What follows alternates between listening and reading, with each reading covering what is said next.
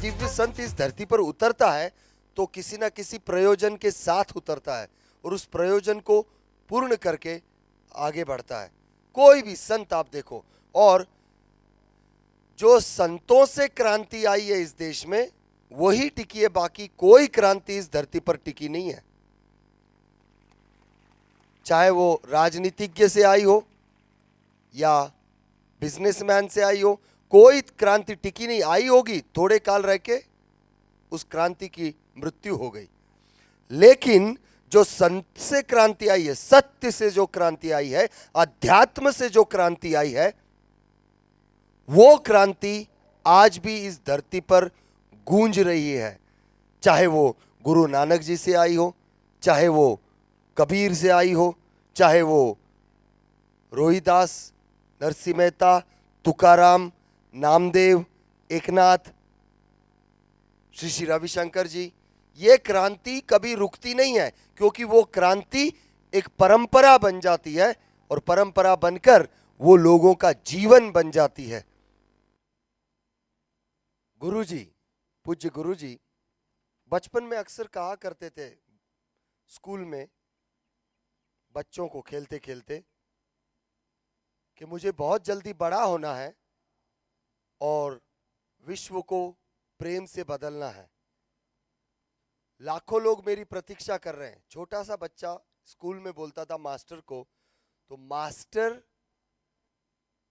School के हंसते थे बच्चे के ऊपर कि कैसी बहकी बहकी बातें कर रहा है। लेकिन जब कोई दिव्य संत इस धरती पर उतरता है तो किसी ना किसी प्रयोजन के साथ उतरता है और उस प्रयोजन को पूर्ण करके आगे बढ़ता है। कोई भी संत आप देखो, और जो संतों से क्रांति आई है इस देश में वही टिकी है, बाकी कोई क्रांति इस धरती पर टिकी नहीं है। चाहे वो राजनीतिज्ञ से आई हो या बिजनेसमैन से आई हो, कोई क्रांति टिकी नहीं। आई होगी, थोड़े काल रह के उस क्रांति की मृत्यु हो गई। लेकिन जो संत से क्रांति आई है, सत्य से जो क्रांति आई है, अध्यात्म से जो क्रांति आई है, वो क्रांति आज भी इस धरती पर गूंज रही है।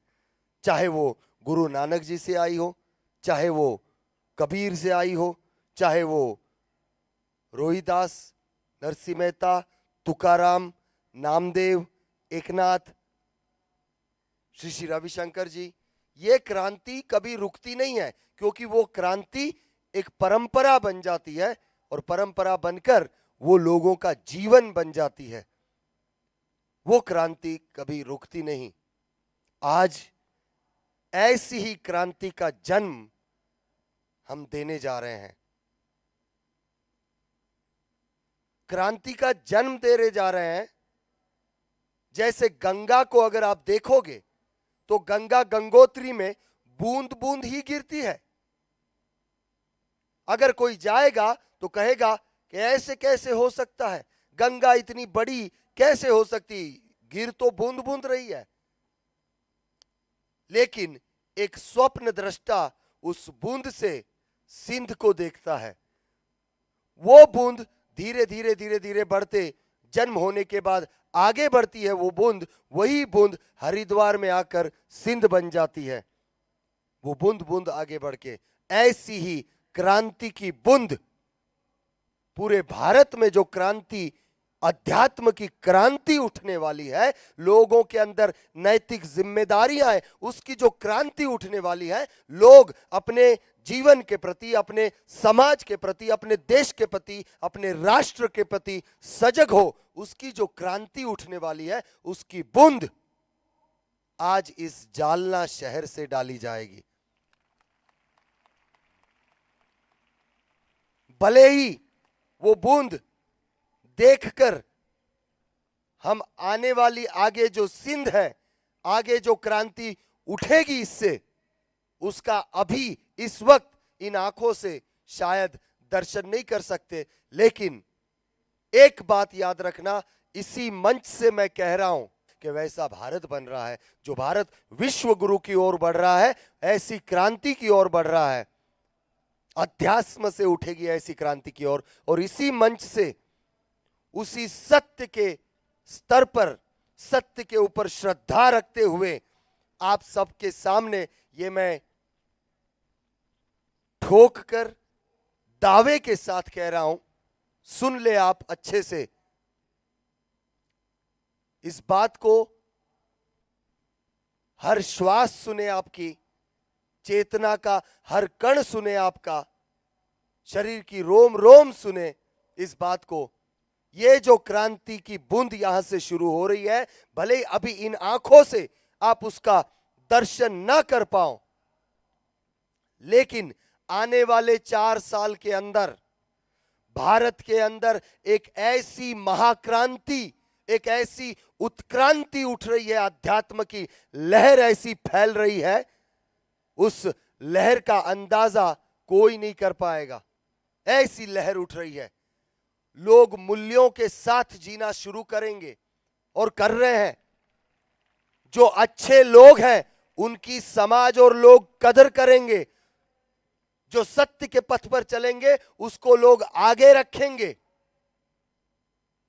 ये जो कुछ भी आसपास आज हो रहा है, अंधाधुंधी मची हुई है, ये जगाने के लिए ही है कि अब ये शेर हिंदुस्तान के जागे, ये शेरनियां जागे और इस भारत की जिम्मेदारी उठाए। इसीलिए ये सब कुछ हो रहा है, क्योंकि जब तक घंटा नाद नहीं होगा कान खुलेंगे नहीं, व्यक्ति उठेगा नहीं। ये बाहर जो अंधाधुंधी चल रही है इसीलिए हो रही है, लेकिन 4 साल के अंदर जो आध्यात्मिक क्रांति उठ रही है, ये क्रांति अच्छे लोग होंगे उनकी लोग कद्र करेंगे, सत्य के पथ पर जो चलेगा उसके साथ लोग होंगे। जो ढोंगी, धुतारे और बुरे लोग, उनकी तो ये प्रजा धूल निकालने वाली है, इतना याद रख लेना आप। ये होने वाला है, होने वाला है ये भारत के अंदर 4 साल में। और युवाओं के अंदर, जो युवा है उनके अंदर राष्ट्रभक्ति, अपने देश के लिए भक्ति जिस मात्रा में बढ़ रही है, जैसे थर्मामीटर का पारा चढ़ रहा है वैसे उनके अंदर वो राष्ट्रभक्ति चढ़ना शुरू हो गई है। उनका रक्त उष्णता ले रहा है, उनकी श्वास राष्ट्र के लिए दौड़ना शुरू हो रही है। अगर सूझ है तो देख लेना, ये 4 साल में ये हो रहा है